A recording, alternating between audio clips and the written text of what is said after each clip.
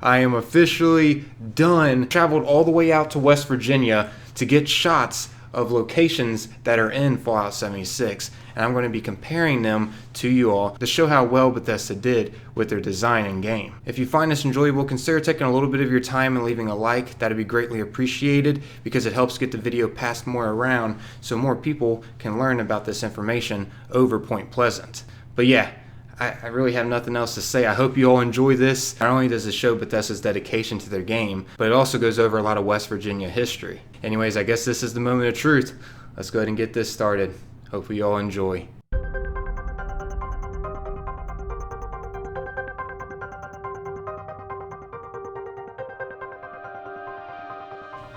Good old Point Pleasant, West Virginia, where the Mothman originated from.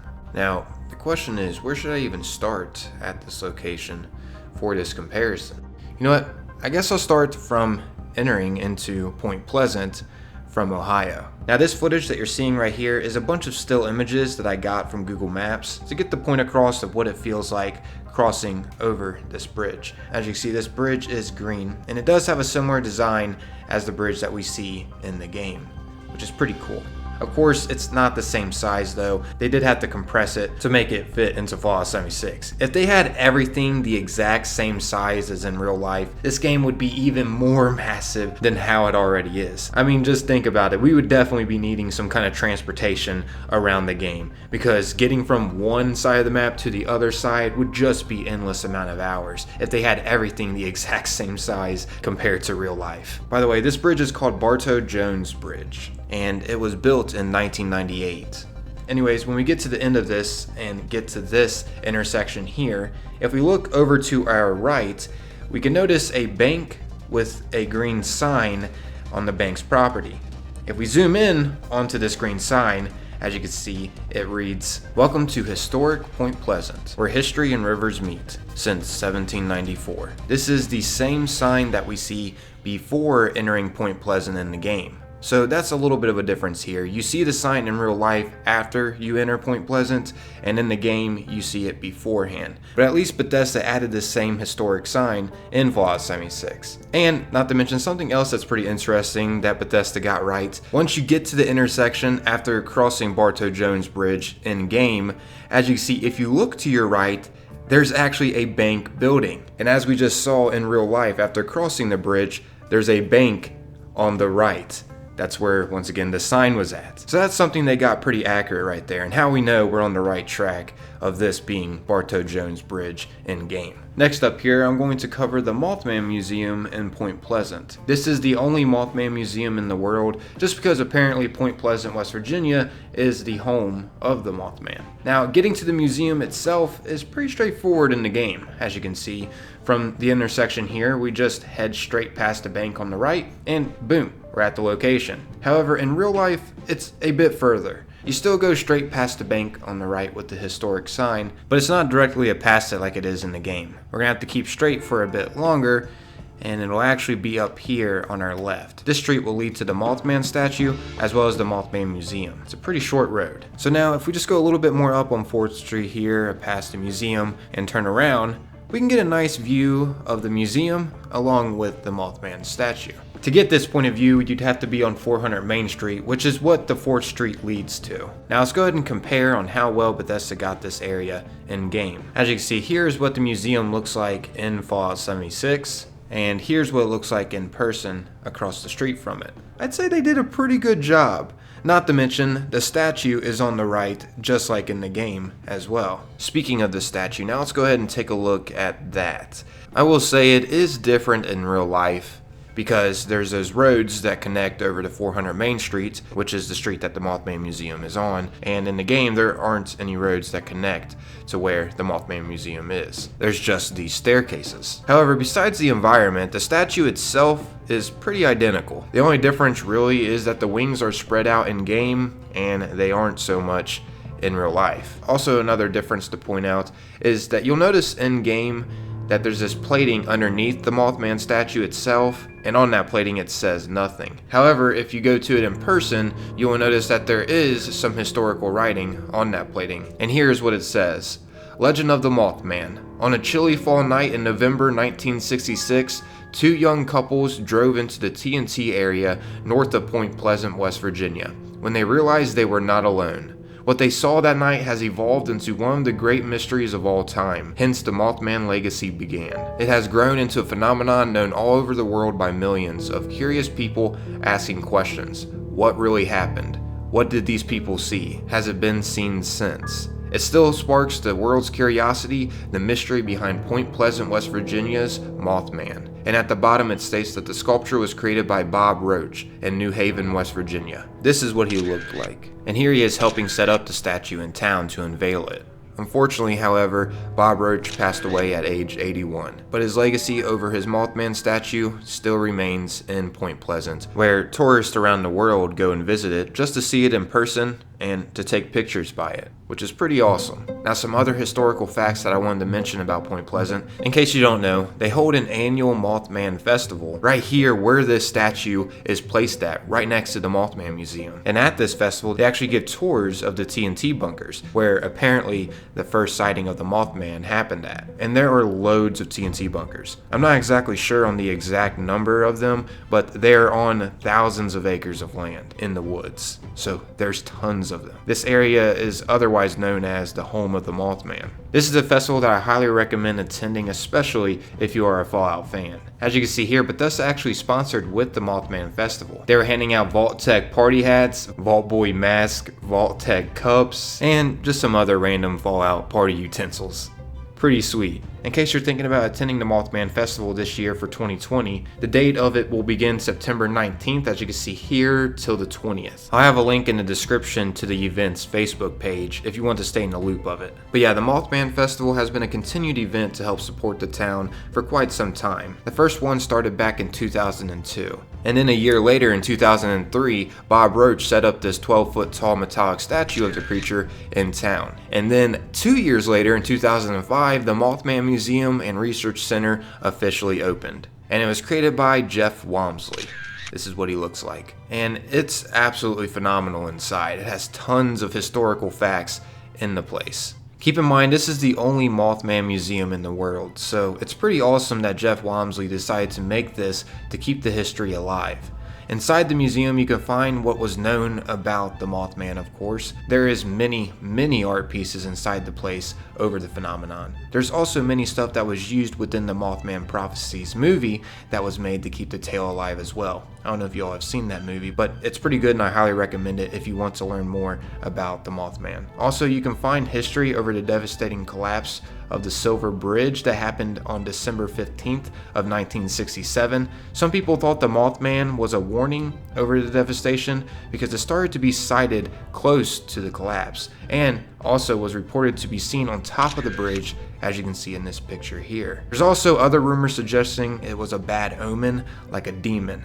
46 people unfortunately died in this devastation that happened many years ago. But it's cool to see the history remain alive within this museum. You can even see newspaper articles inside this place that were written over this subject back in the 1960s. I even noticed that there was a rescue helmet inside here that was donated to the museum, and this is one of the helmets that were used to recover the victims when the bridge collapsed. Pretty neat. This place has a lot of interesting facts inside here, as well as rumors around the town that were reported from multiple people. Something that's also in here that's mysterious that I think you all might find interesting, besides the Mothman, are the men in black.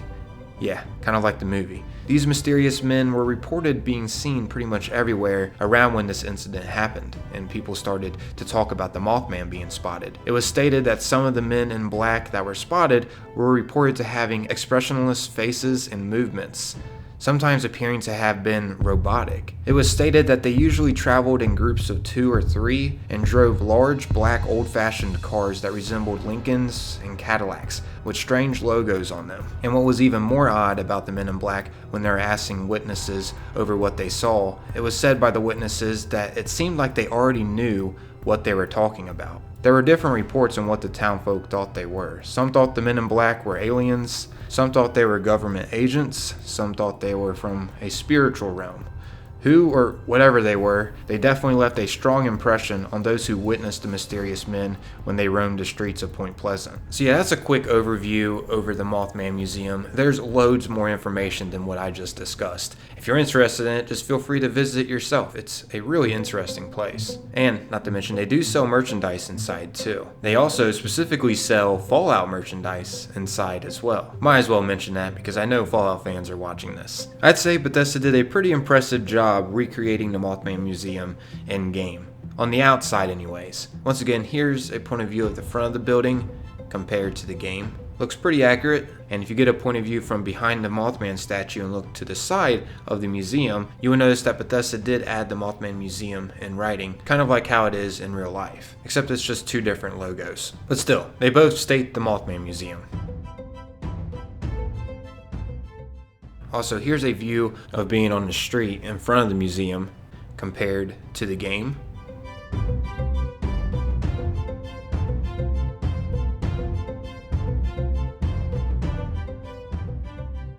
Pretty good job. And here's a comparison of walking on the sidewalk in front of the building.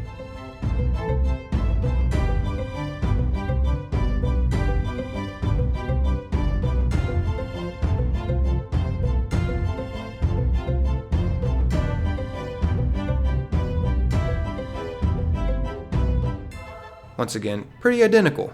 However, inside the museum, I have to say it does look pretty different. But it does get the point across. As you can see, this is what it looks like when you first enter the building in real life. And here's what it looks like in the game. So yeah, there's a pretty big difference there. When you first enter the building in real life, you're entering into the gift shop. And then you can pay an admission fee to go into the actual museum to check out what's all inside. I already gave you a pretty good tour over what to expect inside of it. But yeah, here's a quick overview of what to expect in the gift shop. Like I mentioned before, there's a pretty big difference here, but at least in the game it does get the point across. And no, there isn't no like secret lair in the restrooms or whatever in the actual Mothman Museum. And not to mention, at the moment anyways, I don't know if they plan on expanding this in the future, but upstairs is only accessible to management. Okay, so that's the Mothman Museum compared to the game.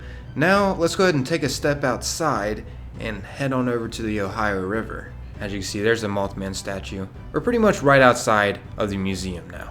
Let's go ahead and turn around here, and if we go this way, this actually leads to the Ohio River. Now I have to say, for the most part, this is highly identical, especially right here when we get over to the staircase that leads down to the Ohio River.